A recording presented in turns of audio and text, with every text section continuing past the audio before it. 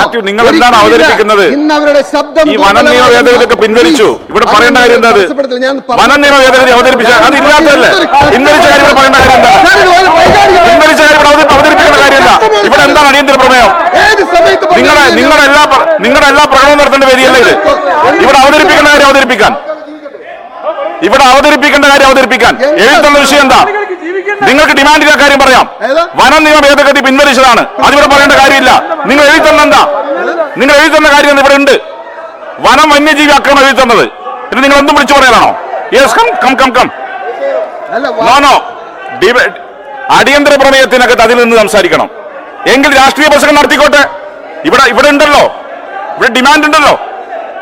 നയപ്രഖ്യാപനത്തിൽ പ്രസംഗിച്ചോ? Yes, അവിടെ ഇരിക്കും. Please, അവിടെ ഇരിക്കും.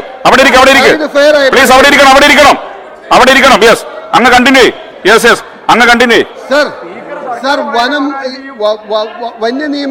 വന്യജീവിയുടെ അക്രമവുമായി ബന്ധപ്പെടാത്തതാണ് സർ വനനിയമം പരാമർശിക്കാൻ പാടില്ലേ? ഞാൻ പറയട്ടെ, നിങ്ങൾക്ക് പൊള്ളുന്നത് എന്തുകൊണ്ടാണ്? പൊള്ളുന്നത് ഈ കേരള കോൺഗ്രസ് എന്ന് പറഞ്ഞ് ജയിച്ചു വന്ന എല്ലാവരും മലയോര മേഖലയിലെ ജനങ്ങളുടെ വോട്ട് വാങ്ങി ജയിച്ചു വന്നവരാണ് സർ. അവർക്ക് പറയാൻ കഴിയും അവരല്ലെന്ന്. ആ വോട്ട് വാങ്ങി ജയിച്ചു വന്നവർ ഇന്ന് നിയമത്തിന് അനുകൂലമായി നിന്നപ്പോ പൊതുജന വികാരം ഉയർന്നു വന്നപ്പോ ശരിയാണ്, മാറ്റേണ്ട വന്നു. മുഖ്യമന്ത്രി അങ്ങ് പറയരുത് അങ്ങ് അറിയാതെയാണ് കാണാതെയാണെന്ന്. അതിന്റെ അർത്ഥം അങ്ങക്ക് ഭരണത്തിൽ ഒരു കാര്യം എക്കും ചുക്കും അറിയില്ലെന്നാ?